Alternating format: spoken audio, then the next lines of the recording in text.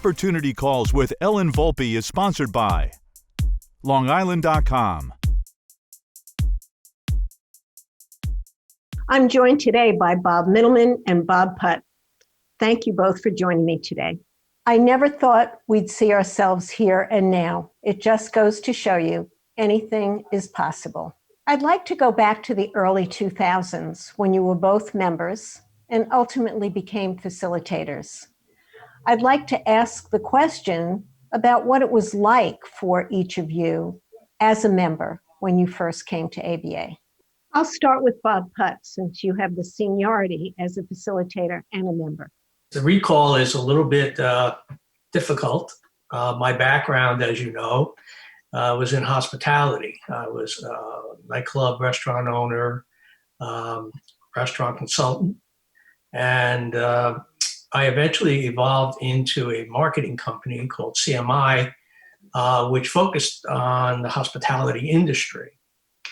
And one of my clients joined ABA, but did not have the time to attend meetings, and gave me that situation to take up for her and attend the meetings as a member representing her company. Prior to ABA, marketing, everything was pretty much cold calling and advertising in newspapers and magazines and any type of print or radio that you could get. So, with that marketing background and representing that company, I started to get educated through Gene Brown, who was the facilitator for my group, and understanding how to actually network. I didn't know what networking was, and how to build relationships and how to move forward with utilizing those relationships and their circles of influence to help me grow not only that business, but my business as well. So Bob Mittleman, how would you answer that? Well, that's a great question. And first of all, thank you for having us. Well, there was this woman named Ellen Volpe who approached me at a sales seminar and said, "Would you like to come to an ABA meeting?" To which I responded, "Is Dr. J going to be there? Like, what is ABA, As you explained it to me, and I remember driving that morning, like, what am I getting myself into? And I never really did any networking before. There's a famous quote out there that I'd rather go fishing because the fish don't talk back, So I really didn't know why I was even going there, but I knew I needed help because I was transitioning from a 17-year career on Wall Street into a whole new business world, and mostly retail. So I know I needed help. And I joined that day because I was so impressed by the caliber of the people in the room that I didn't even care if I got one referral or anything like that. I just wanted to sponge up all the information that everyone in that room could offer. It was such an amazing experience, and I'm so grateful that you asked me to come to that meeting because it really was a game changer for me in so many ways, professionally and personally, coming to that meeting. So thank you. You're welcome. It's been said, what's obvious in hindsight is never in foresight.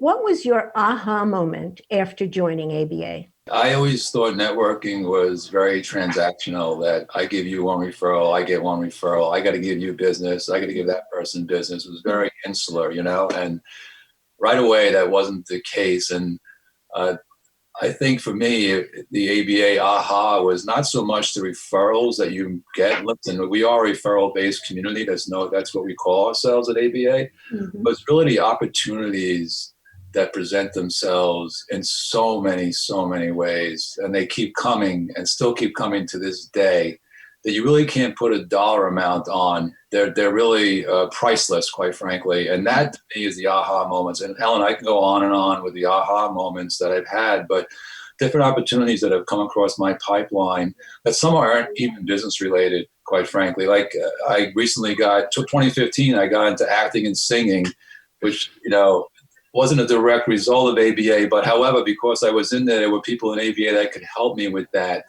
taking voice lessons, taking acting lessons.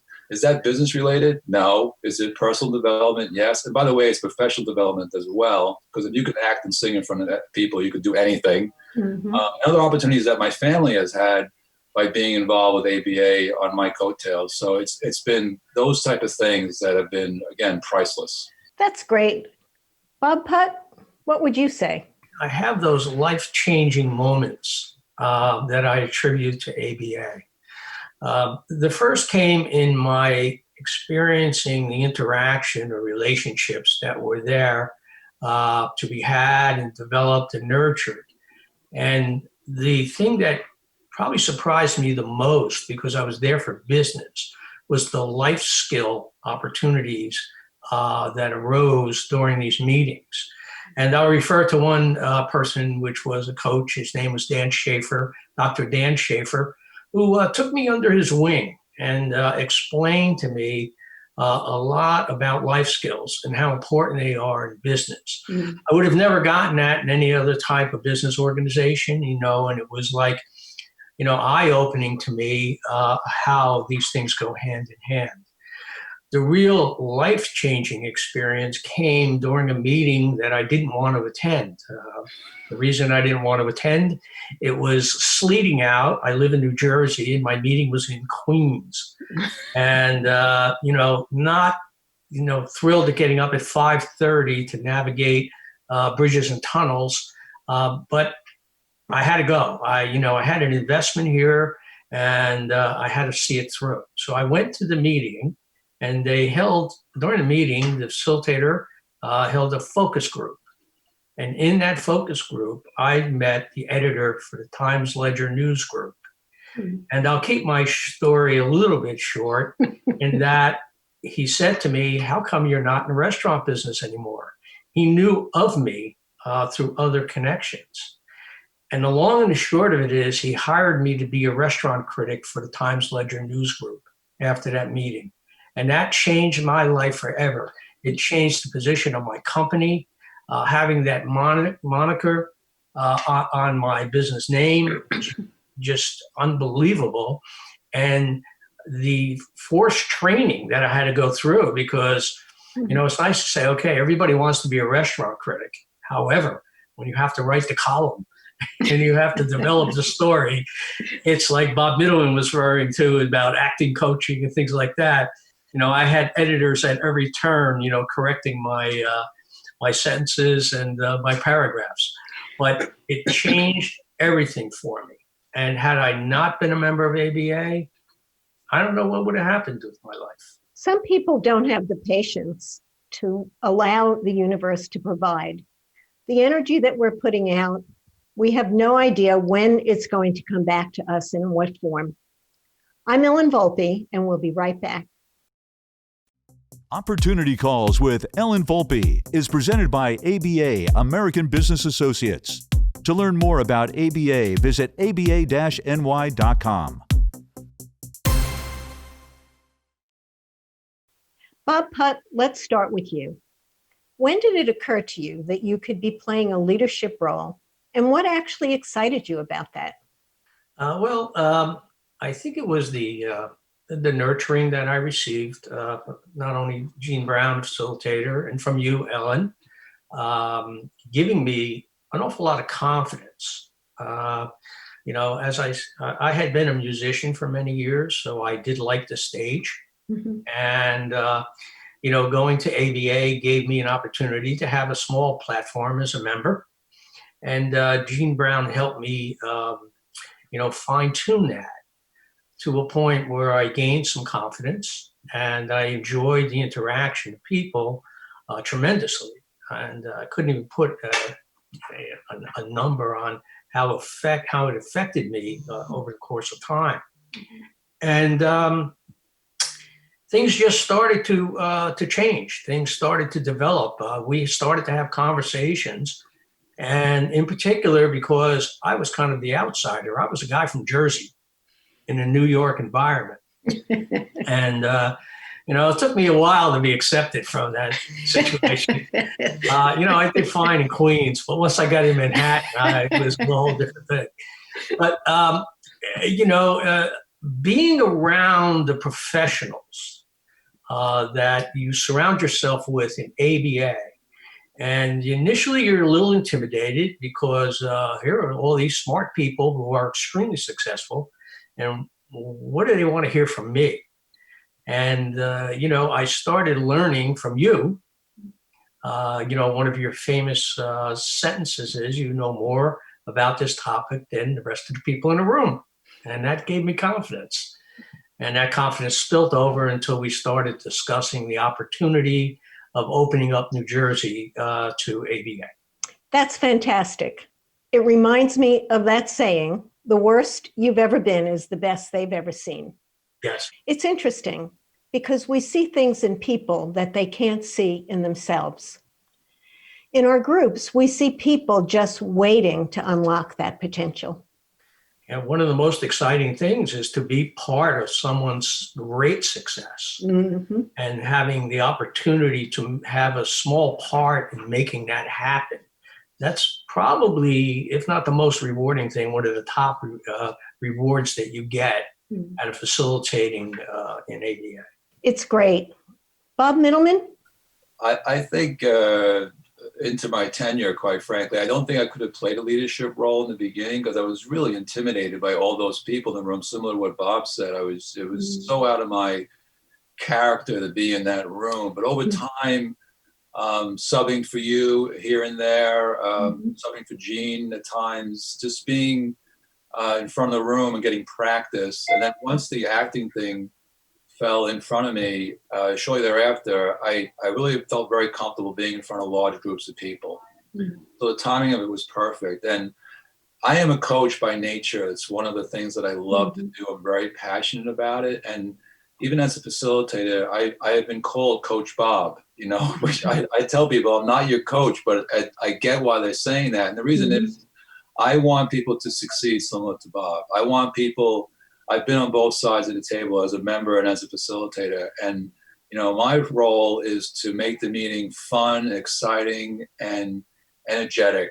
And you can check those boxes off after every meeting. I leave there really energized, really based on the members. And I help people connect the dots in ways that when they go into a meeting or into an ABA group and in this whole networking experience, they kind of go in there with a linear thought process that I mentioned earlier, and they walk out of there with a whole different mindset. And when I see those light bulbs go out and go off, I am just so excited for them and the success that they have. And I love getting those phone calls, those emails, that text and say, that was an unbelievable meeting. I can't wait for the next meeting. And when I hear that, it's spectacular. I'm curious about what you most enjoy about facilitating. Bob Putt? Well, I do a little exercise with my group periodically every few years. And the exercise is this. When you were 22 years old, what was your fantasy career? And of course, you get to play shortstop for the Yankees and et cetera, et cetera. A lot of sports metaphors go in there. But mine, because they said, well, what was yours? And mine was that I had been a musician, but I really was, infatuated with the conductor of the New York Philharmonic and how he stood there and conducted the orchestra and got everyone to react at certain times and do certain things. And he was in total control, but it wasn't ego. It was just bringing this music together, this concert together for everyone to enjoy. And I am living that fantasy now by being able to stand in front of the room. And some of my members have referred to me as the conductor, in that I am conducting these conversations that brings beautiful results to the people that are members of my particular groups. That's and great. It is one of the most gratifying things you could have in life. Excellent. So I love it. Bob Mittleman, what are your thoughts? I'll echo that. We recently did an exercise where you had to introduce each other. And at the end of the exercise, they wanted to introduce me. So what came out of it was two things. One, someone said, Bob's a guy that you're down by 2 with 10 seconds left. You want him to A, coach you, B, take the shot. No, he's going to win the game because there's nobody like him. He's calm, cool, and collected under any situation. So bring it on. And then another person said, I love Bob because he brings out the best in me.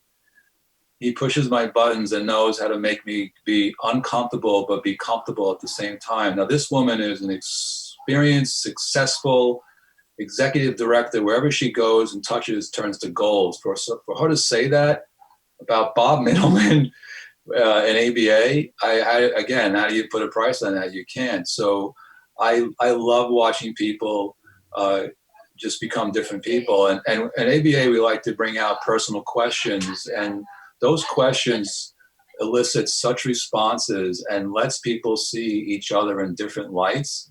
And recently, one of the best questions that I ever did was, what do you listen to when you work out or when you drive in your car? And some of the responses were unbelievable.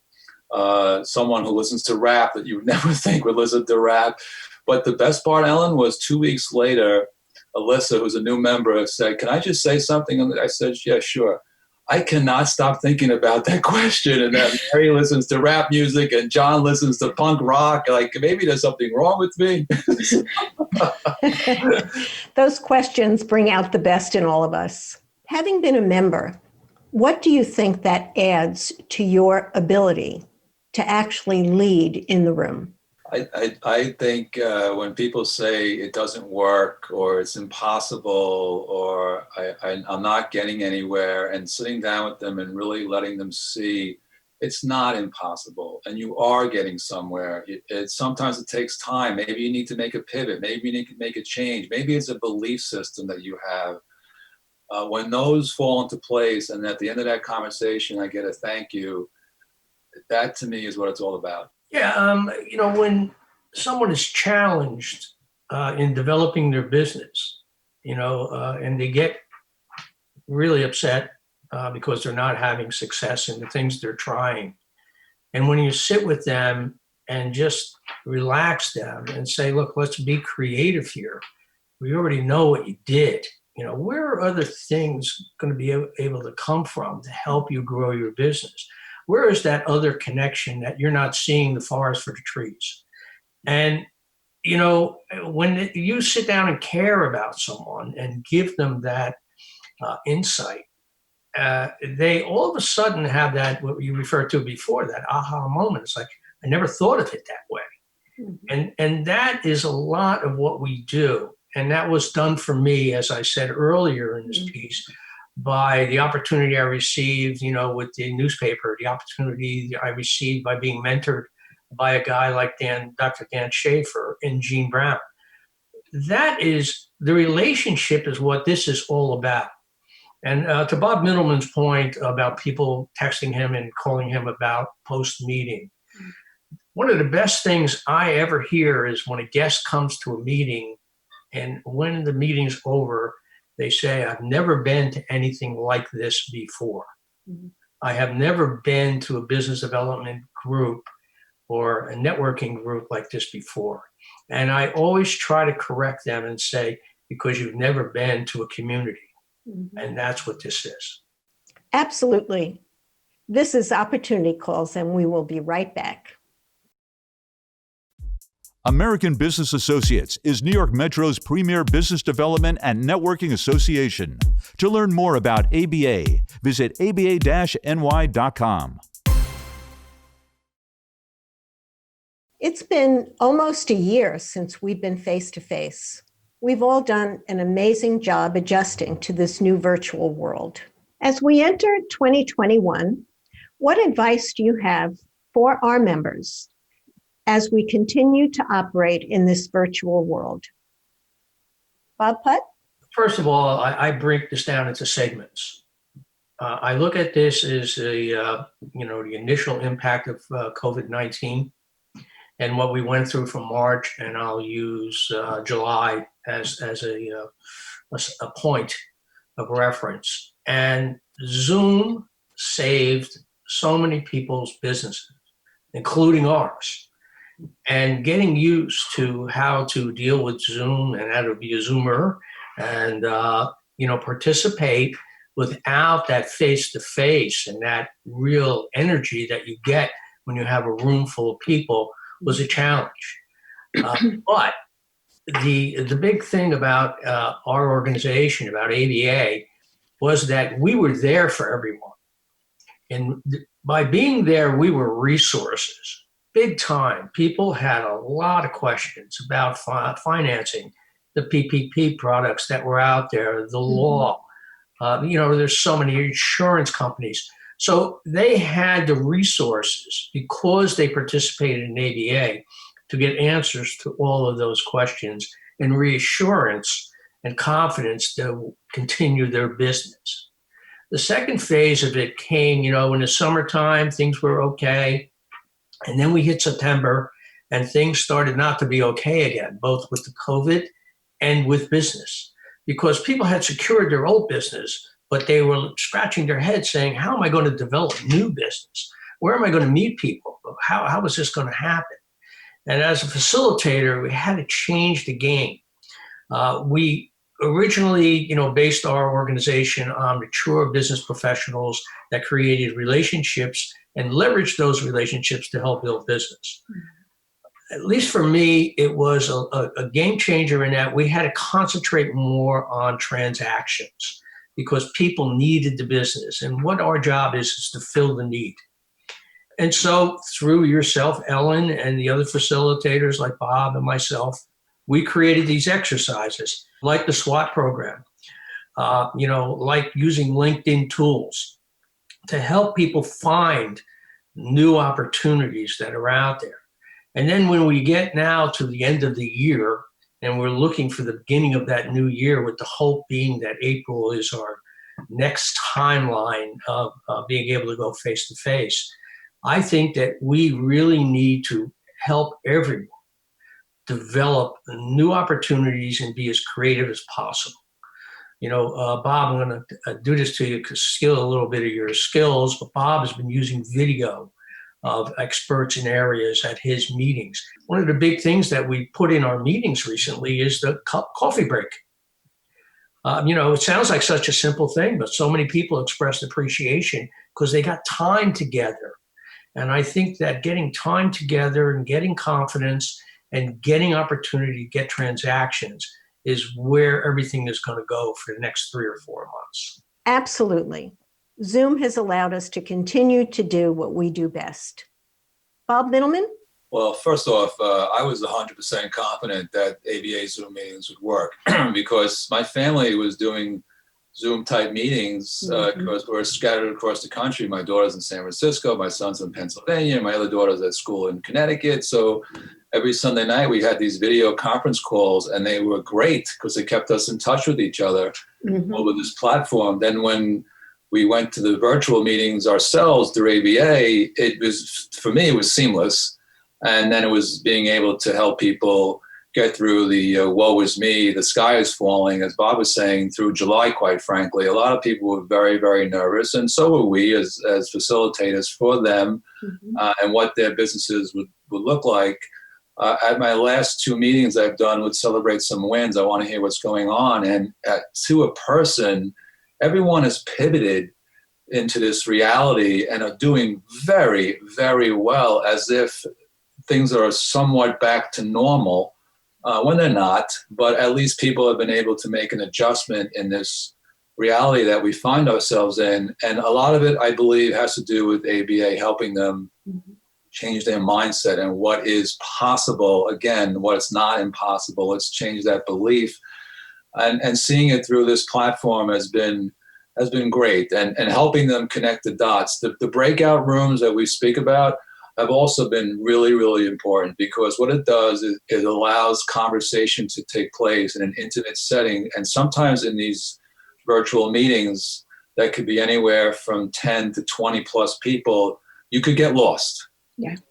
And so being able to get people to sit down, they are sitting down right in their meetings, but to be able to have a conversation in a smaller group setting, it forces conversation, number one. Number two, a lot of information is shared that you as a facilitator will help them with. And the exercises that we've been bringing up of late have also been a big deal. Bob mentioned, I've been bringing up some professionals showing different videos, having speakers come to meetings. Ellen, you've been doing the cross council. We used to do one cross council meeting a year. I think we're up to 8, 2020, Right. Having Zoom and not being able to drive places and just being able to pop in, the value that we've been able to create for our members and guests that come has just been fantastic. I'm wondering if our members have to change with the technology. What advice would you give them in order to participate at a higher level? My advice to everyone is to interact much more frequently than you would prior to COVID. Prior to COVID, everything was kind of organized. You went out, had a coffee, and you went to lunch with some people, or you went to an event and met people. It was kind of the routine, but you didn't have frequency in the sense of, other than the meetings every 2 weeks, it was kind of left open-ended. I think that people now need to close those ends. I think that they really need to interact on a much, much more frequent basis. And I think they have to use the variations in the technology to interact with each other.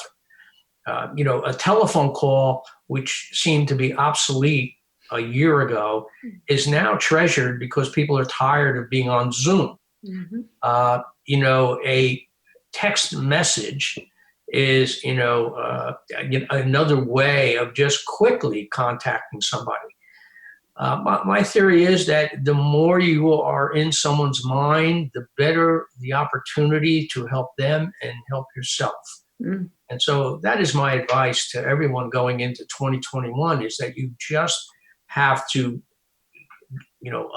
gear up your relationships, your business relationships, particularly in networking organizations like ABA, so that you get the most out of things that are out there, most of the tools that can help you develop business, and also to give you confidence and comfort in these times when you don't see anybody. Connecting with people is my priority. Excellent. Bob Mittleman? I would have to say engagement is very, very important right now. To be very engaged with your council and the members, be a very good listener. And, we do opportunity calls, and most people are good at it, but a lot aren't. And now's the time to step up your game and make those opportunity calls really, really, really efficient, not just for you, but for the person that you're with. And be prepared to discuss how you can leverage your database. Because now we've given all the tools. We've shown everybody that the world's not going to end. It's time to step up your game in 2021 and really make a difference. Secondly, I think now's the time to start leveraging your database by bringing your best client to meetings. Help them out. Show them what's possible again by making connections within your council to those clients and show everybody, listen, this is who I'm working with, and I think this would be a big help to you, because people are looking to make introductions. We're not going out right now and having coffee or having lunch and knocking on doors. The way we're making connections is through our membership and through people's relationships. And if you want to make a gift at the end of 2020 and beginning of 2021, that's how you do it. That's fantastic. I couldn't be more proud to be working alongside of you both, along with Beth Granger, Joe Giametta, and Jean Brown. Thanks for joining me today. Thank you for the opportunity. If it wasn't for you, we wouldn't be here. So thank you. Thank you, Ellen. Thank you for introducing me to someone like Bob Putt and everybody else. And I can't wait for what's to come. It's been a phenomenal 2020. Crazy, yes, but phenomenal. In 2021, all I can say is bring it. Opportunity Calls with Ellen Volpe is sponsored by LongIsland.com. American Business Associates is New York Metro's premier business development and networking association. To learn more about ABA, visit aba-ny.com.